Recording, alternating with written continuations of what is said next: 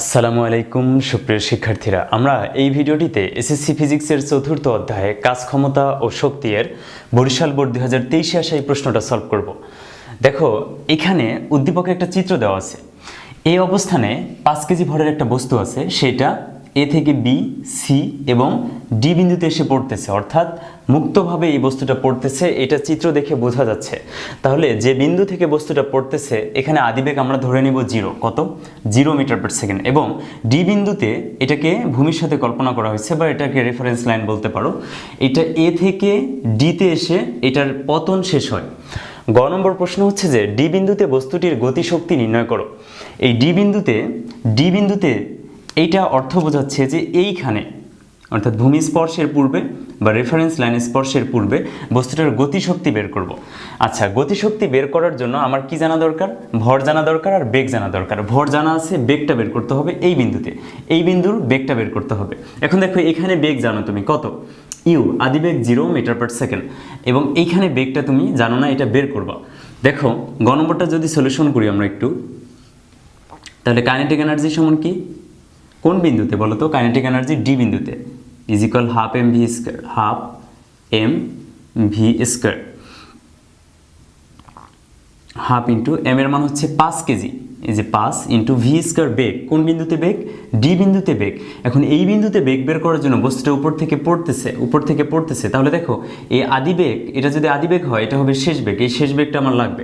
তাহলে আমরা একটা সূত্র ইউজ করে ফেলি। সেই সূত্রটা কি? আমরা জানি যে V square is equal U square, নিচের দিকে যেহেতু পড়তেছে জিটা হবে পজিটিভ, প্লাস 2gh। ভি হচ্ছে এই বিন্দুর বেগ, ভি এর উপর স্কোয়ার, ইউ আদিবেগ কত বলো তো? 0, উপর থেকে যেহেতু পড়তেছে এখানে আদিবেগ 0 ধরে নিব, 0। তাহলে এইটার কোনো ভ্যালু নেই, 0 পুরোটা। তারপরে থাকতেছে 2g ইন্টু এইচ মানে কি? এইচ মানে হচ্ছে এই আদিবেগ এবং শেষ বেগের মধ্যবর্তী অতিক্রান্ত যে উচ্চতা, সেটা হচ্ছে এইচ। তাহলে এই এইচটা কত? এই এইচটা হচ্ছে, দেখো এখানে বলা হচ্ছে AB is equal BC is equal CD, অর্থাৎ এই প্রতিটা অংশ সমানভাবে ভাগ করা আছে, 8, 8 এবং 8। তাহলে এই 3টা 8 যদি যোগ করি আমি পাবো কত? 24। 8 প্লাস 8, ওকে। তাহলে ভি স্কোয়ারের মান কত পাচ্ছি? V square is equal 2 into G, তাহলে এখানে 24 ইন্টু 2, তাহলে হচ্ছে 48g, এটা পেলাম ভি স্কোয়ারের মান। এখন এই মানটা আমরা এখানে বসাবো, কত? 48g, জি এর মান কত? 9.8। এখন এটা পুরোটা ক্যালকুলেট করো। ক্যালকুলেট করার পর জুল এককে তুমি পেয়ে যাবা কি? পেয়ে যাবা ডি বিন্দুতে এই বস্তুটার কি গতিশক্তি পেয়ে যাবা, ঠিক আছে? তাহলে এইটা আমরা পরে বের করে নেব, ঠিক আছে? মুখস্থ টাইপের ম্যাথ করা যাবে না। তোমরা যেটা করো যে আমার বেগ লাগবে, আগে থেকে বেগটা বের করে নেই, তারপর মানটা বসে। এখন বেগটা লাগবে কি না এই সূত্রটা আগে লেখো না, তারপর যা যা মান লাগে সেগুলো সাইডে বের করে নাও, তারপর এখানে মানগুলো ইনপুট করো। এখন এটা ক্যালকুলেট করো। এটা যদি ক্যালকুলেট করি আমরা, এখান থেকে মানটা পাবো হচ্ছে 1176 এত কি জুল, এটা হবে অ্যান্সার, ঠিক আছে? তাহলে এই তো গ নম্বরের সলিউশন, যে ডি বিন্দুতে বস্তুটির গতিশক্তি হচ্ছে 1176 জুল। এটা গেল, এটা বুঝতে পারলাম।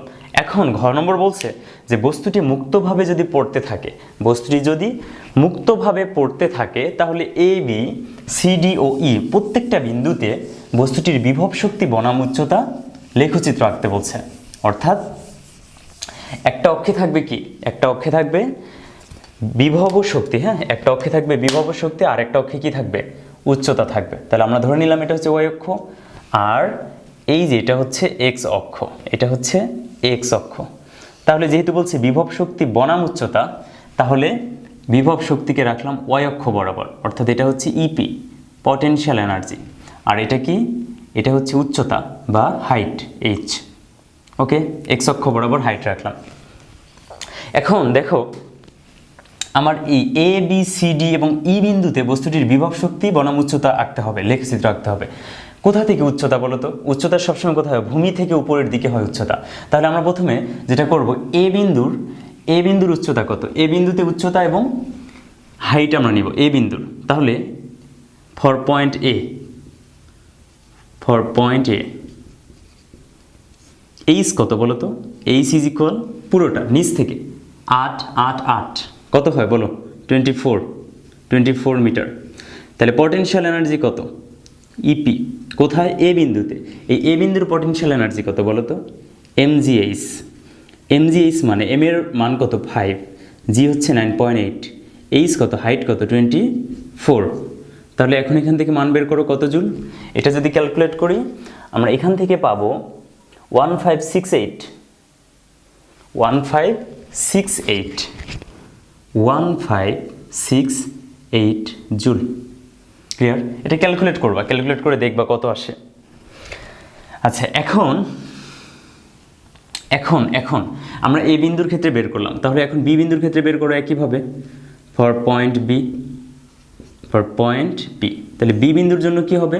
বি বিন্দুর জন্য খেয়াল করো হাইট কত বলো তো বি বিন্দুর ক্ষেত্রে? বি বিন্দুর ক্ষেত্রে হাইট কত? 8 8 16, 16 মিটার। ওকে, পটেনশিয়াল এনার্জিটা কত? এমজিএইচ, পটেনশিয়াল এনার্জি সবার এমজিএইচ, তাহলে এম কত বলো তো? একই তো, একটা বস্তুই 5 × 9.8 ইন্টু হাইট কত এবার 16। তাহলে এখান থেকে কত জুল আসে বলো? বি বিন্দুর জন্য আমাদের জুল আসবে 1176, 1176 জুল। ওকে, এখন সি বিন্দুর জন্য বের করো। For point C, for point C, C বিন্দুর জন্য কত বলো? হাইট কত সি বিন্দুর জন্য? সি বিন্দুর জন্য হাইট হচ্ছে কত? 8 মিটার, 8। তাহলে পটেনশিয়াল এনার্জি কত সি বিন্দুতে? Potential energy MGH, MGH M এর মান কত? 5 কেজি, জি হচ্ছে 9.8, হাইট কত? 8। এখন এগুলোকে গুণ করো, গুণ করার পর সি বিন্দুতে তুমি পটেনশিয়াল এনার্জি পাবা, সেটা কত? 784, 784 জুল। এখন বাকি আছে কোন বিন্দু? এখন বাকি আছে হচ্ছে ডি বিন্দু, এখন বাকি আছে ডি বিন্দু। তো ডি বিন্দুর ক্ষেত্রে যদি আমরা ক্যালকুলেট করি for point D, for point D, for point D height কত বলো? হাইট কত? ডি বিন্দুর জন্য হাইট কত? এখানে কি হাইট আছে? নাই, কত? 0। তাহলে হাইট যদি হয় 0, খেয়াল করো হাইট যদি হয় 0 তাহলে পটেনশিয়াল এনার্জিও 0, কারণ পটেনশিয়াল এনার্জি অবশ্যই হাইটের উপর ডিপেন্ড করতেছে, হাইটটা গুণ আকারে আছে, তো 0 দ্বারা পুরোটাকে গুণ করলে 0 আসে। তাহলে আমরা কি পেলাম বলো তো? এ বি সি ডি প্রতিটি বিন্দুর উচ্চতা পেলাম এবং তার সাথে পটেনশিয়াল এনার্জিও পাইছি। এখন আমরা যেটা করব, এই ডেটাগুলোকে আমি এই পটেনশিয়াল এনার্জি ভার্সেস হাইট এই লেখচিত্রে বা গ্রাফে কি করব? এগুলোকে স্থাপন করব। এখন দেখো এখানে হাইট আছে কি কি? হাইট আছে হচ্ছে 0, 8, 16, 24। তাহলে আমরা কি করব? দেখো সবগুলোকে 8 দ্বারা ভাগ করা যায়, তাহলে আমরা 8 8 করে নিব, ঠিক আছে? 8, এটা হচ্ছে 0, হ্যাঁ, তাহলে এটা হচ্ছে কি 8, তারপরে কত 16, তারপরে কত 24, তারপর কত 32। এরপর আর আমাদের লাগতেছে না কি এককে, এইচটা হচ্ছে মিটার এককে। ওকে, আর উপরের দিকে কি potential energy, potential energy joule এককে, এটার একক জুল। এখন উপরের দিকে খেয়াল করো, তাহলে উপরের দিকে যে মানগুলো পাচ্ছি, কত কত মান পাচ্ছি বলো তো? প্রথমে পাচ্ছি 0, তাহলে এই যে 0 0 কোথায় বলো? এটা হচ্ছে 0, হ্যাঁ, এই যে 0, অর্থাৎ হাইট যখন 0 পটেনশিয়াল এনার্জিও 0, পটেনশিয়াল এনার্জিও 0। এরপর হাইট যখন 8, হাইট যখন 8, তাহলে এটা কি বিন্দু? এটা হচ্ছে এ বিন্দু, এটা হচ্ছে এ বিন্দু। এরপর আসো হাইট যখন 0, আচ্ছা হাইট যখন 0 পটেনশিয়াল এনার্জি 0, এরপর হাইট যখন 8 পটেনশিয়াল এনার্জি কত? 784। তাহলে হাইট যখন 8, তাহলে আমি ধরলাম 784 এইখানে আছে, ঠিক আছে? তাহলে এই দিক থেকে আসলো 784, এখানে হাইট কত বলো তো? 784 হতে 8 মিটার। ওকে, তাহলে এটা হচ্ছে কত? 784 মিটার এককে। ওকে, সরি 784টা কি? জুল এককে। 784 কি বলো তো? Joule, 784 joule. এটা কি? এটা হচ্ছে বিভব শক্তি। তারপরে আসো হাইট যখন 16 মিটার, বিভব শক্তি তখন 1176। তো আমি ধরে নিলাম 1176 এখানে আছে, তাহলে 16 মিটার উচ্চতায়, তাহলে 16 মিটার থেকে এটাকে মিলাই দাও উপরের দিকে, তাহলে কোথায় মিলিত হলো? এইখানে। তাহলে এটা কত? এটা হচ্ছে 1176।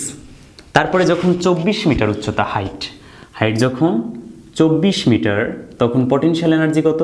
তখন পটেনশিয়াল এনার্জি হচ্ছে 1568, 1568, ঠিক আছে? এই যে এটা, এই বিন্দুটা এখানে মিলিত হচ্ছে, তাহলে এটা হচ্ছে 1568, 1568, এটা হচ্ছে পটেনশিয়াল এনার্জি। এখন এই যে বিন্দুগুলো আমি পেলাম, এই বিন্দুগুলোকে কি করব? একটা রেখা দ্বারা সংযুক্ত করে দেব, ঠিক আছে? একটা রেখা দ্বারা যুক্ত করে দেব, এবং এইটা হবে এইটা হবে আমাদের কাঙ্ক্ষিত লেখচিত্র, যে লেখচিত্রটা আমাদের কাছ থেকে চাইছে। ওকে, হাতে আঁকছি, একটু কম বেশি হতে পারে। এই যে, এই তো বাস, এটাই হচ্ছে আমাদের কি বলতো বিভব শক্তি বনাম উচ্চতা লেখচিত্র। খুবই ইজি জিনিস, খুবই ইজি কনসেপ্ট। ওকে, বুঝছো? তাহলে এটা কি ঘ নম্বর? হ্যাঁ, এটা হচ্ছে ঘ নম্বর।